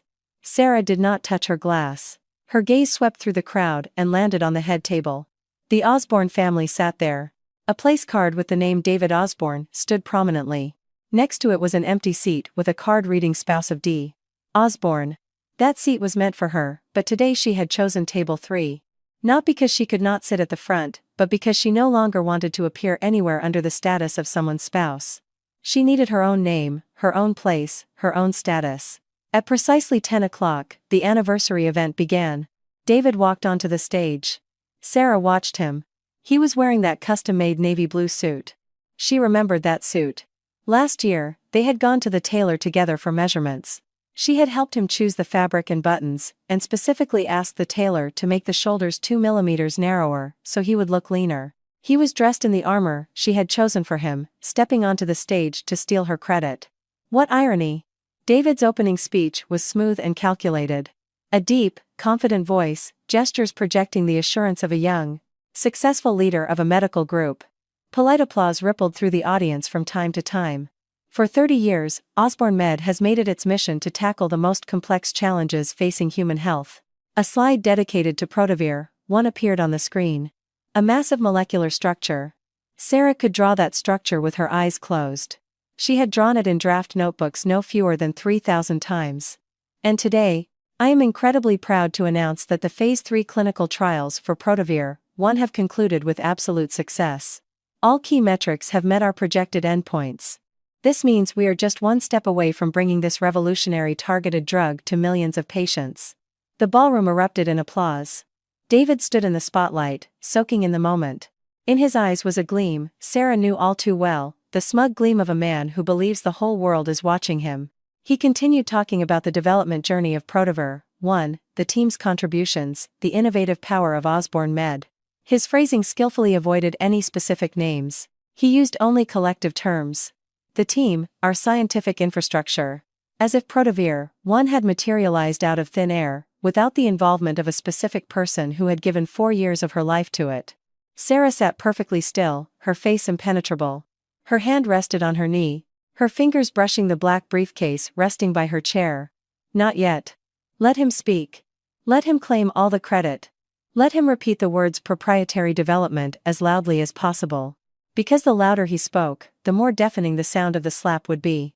At the 35-minute mark, David's speech reached its conclusion. And in closing, I want to extend a special thanks to one person. His gaze began scanning the room, likely looking for her in the spouse's seat at the head table to deliver a touching, appreciative tribute. But when his gaze hit the head table, that seat was empty. His face froze for a fraction of a second. He quickly shifted his gaze further back to the next rows and finally spotted her at table 3. She sat there, entirely in black, wearing cold red lipstick. The lighting fell on her from the side, outlining her profile, making it sharp and unfamiliar. David's Adam's apple bobbed. He likely sensed in that moment that something was wrong, but the glare of the spotlights did not allow him to stop. I want to thank my family. And thank everyone who put their hard work into Protavir, 1. He wrapped it up hurriedly. Thank you all. More applause. David gave a slight bow and prepared to step off the stage. And at that moment, Sarah stood up. She moved slowly. She pushed against the table with one hand and picked up the black briefcase with the other. The sound of her chair sliding back was almost inaudible over the applause, but the guests at the nearby tables noticed her movement. A woman in a black suit with red lips stood up and walked confidently toward the service aisle by the stage. Dr. Crawford? Asked an academic sitting nearby who recognized her. Where are you going? Sarah did not answer. She merely gave him a slight nod and kept walking. Her heels sank into the thick carpet, making no sound, like a panther stalking its prey. She reached the tech booth beside the stage. A young technician, seeing her, reached out and took a flash drive from her hand. Andrew had prepared this man in advance. They exchanged a look that lasted no more than a second. Then the technician plugged the flash drive into the main computer controlling the stage screens. All of this happened in 15 seconds. David had already stepped off the stage and was standing by the head table, shaking hands with guests. His smile was warm and confident. The posture of a victor who had just delivered the speech of his life. He had no idea what was happening until the MC walked back up to the podium. According to the script, there was supposed to be a video about the future of the company, followed by a reception. But today, the script had changed. The MC had just been handed an index card with new text. He hesitated, but seeing the nod from the woman in black standing nearby, he began. And now, we invite a special guest to the stage from the Sterling Medical Foundation, the lead author of the Protavir, 1 patent, Dr. Sarah Crawford, for some additional remarks. The ballroom went dead silent for a second, and then whispers rippled through the rows like a tidal wave. Lead author? Sarah Crawford? Osborne's wife? The patent is hers? The glass in David's hand froze in midair. He spun around toward the stage. Sarah was already standing in the spotlight. When the light hit her, she felt an absolute, ringing clarity. Not nervousness, not anger, not even triumph. Just a sense of completion. Finally. She looked out at the audience. Hundreds of eyes were fixed on her. Curious, confused, expectant, wary. David's eyes were filled with terror. He had already stood up from his seat. The glass was slammed onto the table, making an inappropriately loud thud. His lips were moving as if he wanted to say something, or perhaps he was soundlessly mouthing. "Are you out of your mind?" Sarah did not look at him. She addressed the entire room. Her voice carried through the microphone to every corner of the grand ballroom. Crisp, steady, without a single tremor. "Esteemed colleagues, ladies and gentlemen, good morning. I am Sarah Crawford. I apologize for interrupting your celebratory mood, but there are things that, if not said today, might never get the chance to be said." She pressed the clicker. The screen changed. The first slide. Her academic biography. The covers of her 6 published papers. The complete timeline of the development of Protavir, 1. From molecular design to clinical trials. The signature of the person responsible for every stage, everywhere, her name. The development of the molecular structure for Protavir, 1 began in March 2019. Her voice was as steady as if she were at a scientific conference.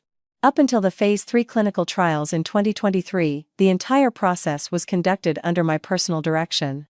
The design of the core molecule, the target pathway. The models are all based on my original research. This data has undergone an independent audit by the Sterling Medical Foundation. Their report is publicly available. The whispers in the room grew louder. Experts in the audience began exchanging looks. Every number she cited could be verified. Sarah clicked to the second slide. A scanned document appeared on the screen. The patent ownership agreement. In black and white. Party B, S. Crawford, transfers the rights to use the patent related to the targeted molecule Protavir, 1 to Party A, Osborne Med, as a technological contribution. The license automatically renews for the duration of the marriage. In the event of a divorce, the technological contribution may be revoked by Party B without any preconditions. Dead silence fell over the room. A physical silence. Even the clinking of silverware stopped. Everyone stared at the document on the massive screen. David's face took on a color Sarah had never seen before. Not pale, but an ashen, grayish hue, like a man deprived of oxygen. He took 2 steps toward the stage, opening his mouth. "Sarah." Sarah gave him no chance to speak. She clicked to the third slide. An audio waveform appeared on the screen. She pressed play. The Fairmont state-of-the-art audio system reproduced every sound perfectly. "Be a good girl. Today is my daughter's birthday. The old man is watching. I have to go back and play the role of the good dad. Tomorrow evening, that exclusive club. Whatever you want." David's voice. Clearly. Word for word. Hundreds of people in the room heard it simultaneously. Someone gasped. Someone instinctively covered their mouth. Someone looked at their significant other with a gaze that said, "Thank God that is not me." And sitting at the head table in his wheelchair, William Sr., who had attended despite his recent heart attack, slumped as soon as he heard the phrase "play the role of the good dad," as if his spine had been removed. There was no anger on his elderly face. There was something far worse. Complete, final disappointment. Sarah saw her father-in-law's reaction.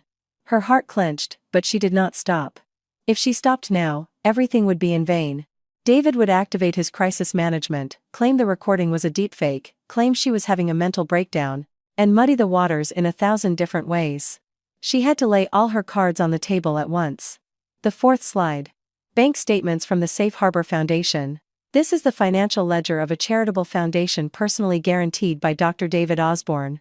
In less than 3 months since its inception, 3 transactions totaling $300,000 were siphoned out through fictitious equipment purchases into an account belonging to a shell company. The founder of this company, she displayed the registration data on the screen, is the cousin of Dr. Osborne's mistress, Madison. People in the audience began standing up. These were Osborne Med's investors, representatives of the shareholders. Their faces were even paler than David's because this implied a massive legal liability, embezzlement, and corporate fraud within a publicly traded company. David finally moved. He lunged toward the stage. His voice was hoarse and broken. "Turn it off. Turn off the screen." He tried to run up the steps to the stage, to grab the microphone, but 2 security guards in black suits blocked his path. Carter Sterling had quietly taken over the venue's security for the day under the guise of the Fairmont's VIP protection protocol. This, too, was planned. Carter Sterling's men. Sarah, David, restrained at the foot of the stage, screamed. His eyes were bloodshot. His perpetually flawless face finally contorted. Are you crazy? Do you realize what you are doing? Sarah, standing on the stage, looked down at him. The spotlight hit her from behind, casting a long shadow, while he stood below, held back by guards like a trapped animal. She spoke. Her voice was quiet, but the microphone carried every word across the room. What am I doing? She tilted her head slightly. I am doing what you have done for 6 years. I am taking what belongs to me. With one difference. I do not need to act. David froze. He looked at her as if seeing her for the first time. This woman in the spotlight, dressed in black, with a gaze as cold as a scalpel, and the woman in the apron, smiling and asking what to make for dinner, seemed like two entirely different beings. Sarah. His voice suddenly turned soft. He tried to switch into his earnest, persuasive mode. Let us talk. Not in front of everyone. And what is wrong with in front of everyone? Sarah cut him off. You accepted applause, flowers, and unearned glory in front of everyone. Today, in front of everyone, you give it back. She clicked to the final slide. There was only one line on the screen. Black background, white letters, massive, impossible to miss. All exclusive rights to the Protavir, 1 patent are hereby revoked by the legal owner, Dr. Sarah Crawford. Effective today, Osborne Medical Group is stripped of all rights to any commercial use of this drug. That single line on the giant screen was like a guillotine poised over the entire Osborne Med empire. Sarah saw the instantly blanched faces of the shareholders, saw them frantically pulling out their phones to check the stock quotes. Even though the market was closed for the weekend, the moment this news leaked, Monday's opening bell would see the stock plummet to the floor. And it would not recover. Dr. Crawford, a balding, middle-aged man, stood up from the second table. His voice trembled. You cannot do this. I cannot? Sarah's gaze locked onto him. Her voice was calm, almost gentle. Mr. Zachary, 3 years ago, when you invested in Osborne Med, the due diligence report clearly stated how the rights to Protavir, 1 were structured. It stated that the company's key patent was tied to a prenuptial and shareholder agreement. The balding man opened and closed his mouth. If it did not, Sarah said, then you should direct your complaints to your analytics team, not to me. A dead silence fell over the room. Sarah placed the clicker on the podium. She was done. All the cards were on the table, nothing left up her sleeve. She took one last look at David. He was no longer fighting back. The guards released him. He stood at the edge of the stage like an empty shell with its bones removed. His lips trembled, but he could not utter a single word. In his eyes, once confident and arrogant, there was now only an emptiness she had never seen before. Not anger, not hatred, but the profound bewilderment of a game over. Like an actor who had played a role his entire life, only to have the curtain abruptly ripped away, revealing nothing behind it.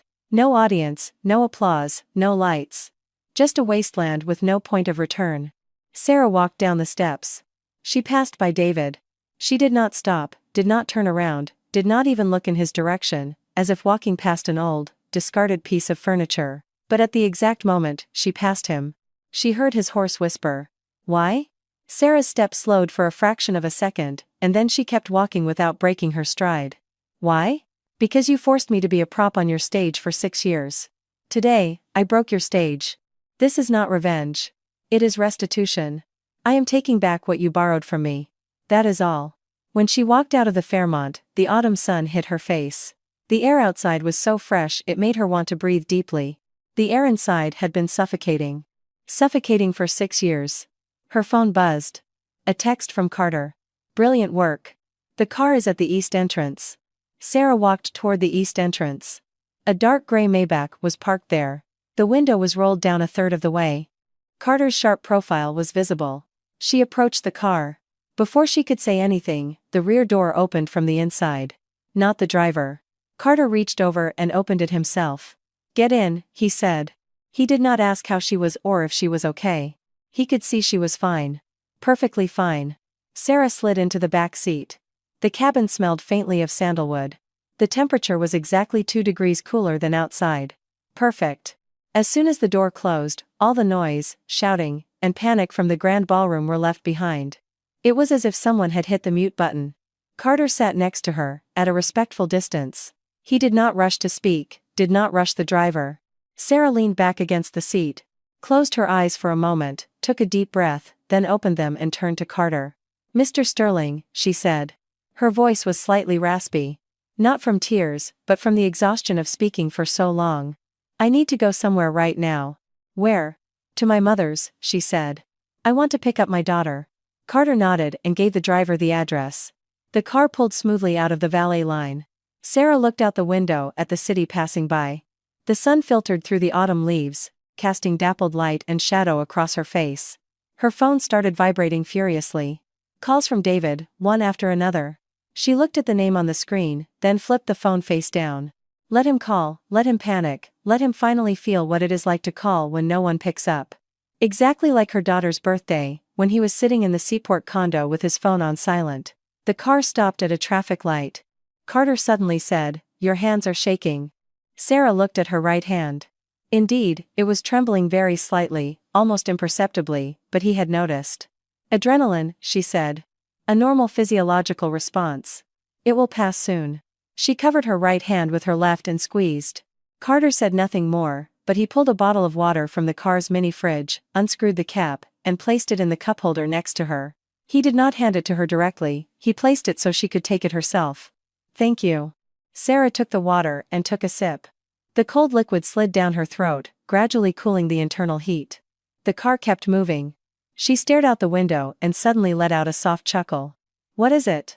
Carter asked. Nothing, she said. I was just thinking that, starting today, I no longer have to act for anyone. Carter looked at her profile, illuminated by the golden light. A finally relaxed profile. You never had to, he said. The car pulled into a quiet residential neighborhood. Her mother's house. Before stepping out, she turned back to Carter. Mr. Sterling, she said, we will discuss future business, the new lab, the partnership, another time. Today, I just want to be a mom.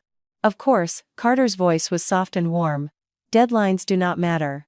Whenever you are ready, Sarah nodded and stepped out. The moment she rang the doorbell, the pitter-patter of little feet could be heard from behind the door. The door swung open. Chloe threw herself into her arms. Mommy. Mommy is back. Sarah crouched down and hugged her daughter tightly. Chloe's hair smelled like baby shampoo. Her warm little cheek pressed against her neck. She closed her eyes and hugged her daughter even tighter.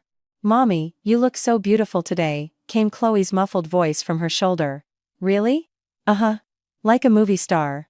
Sarah laughed. This time it was real. Not a forced smile for her husband in the living room, not a gentle smile to comfort her father-in-law in the hospital, but a laugh that came from the very depths of her soul, and every muscle in her body echoed it. She picked Chloe up and looked at her mother standing in the doorway. Her mother's eyes were slightly red. She had probably already seen the news, but she did not ask anything. She simply took Chloe and said, "Come in. I made your favorite iced tea." Sarah stepped over the threshold. Behind her, the dark gray Maybach idled for a moment, then smoothly drove away. The street grew quiet again, like the ocean after a storm. All the giant, destructive waves had receded into the depths, and on the surface, there was only a clear, boundless, breathtaking expanse of her own blue sky. At 10 o'clock that night, Chloe was asleep. Sarah sat on her mother's porch, a blanket draped over her knees. Her phone lay on the table next to her. The screen lit up from time to time. The number of missed calls from David had reached 67. He had also sent over a dozen text messages. Starting with an initial. Are you crazy? 2. Yes, Sarah, let us talk. I will explain everything. Pick up the phone, please. The last message had come 20 minutes ago. I was wrong. Sarah stared at those 3 words for a long time, then locked the phone and set it down on the table. Wrong. Wrong about what? Wrong about cheating? Wrong about stealing her credit? Wrong about using her as a prop? Or wrong about getting caught? If she had not walked onto that stage today, would he have considered himself wrong? No. He would have kept playing the game. Playing the good husband, the good dad, the good chief medical officer. He would have played it until she grew old, became useless, and was escorted out with a polite settlement, a thank you for all these years, and humiliating alimony. So he was not wrong. He just lost. And for a man who had spent his entire life steeped in arrogance, losing is 1,000 times more painful than being wrong. Sarah stood up and folded the blanket. The night breeze blew across the porch, cool and crisp with the scent of autumn. She took a deep breath. Starting tomorrow, she would have a lot to do. The divorce, the legal proceedings to officially revoke the patent, setting up the new laboratory. and figuring out how to explain to Chloe that mommy and daddy were no longer together. Every one of these tasks would be difficult. But she was no longer afraid. Because starting today, every step she took was her own choice. Not imposed, not negotiated, not forced within someone else's script. It was her own path, belonging entirely to her. Sarah closed the porch door and walked back into the living room. Passing the mirror in the hallway, she saw her reflection.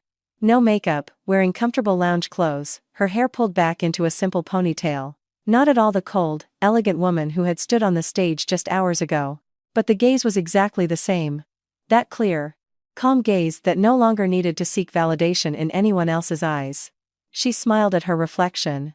"Good night," she said quietly to herself in the mirror, then turned off the lights and went to sleep next to her daughter.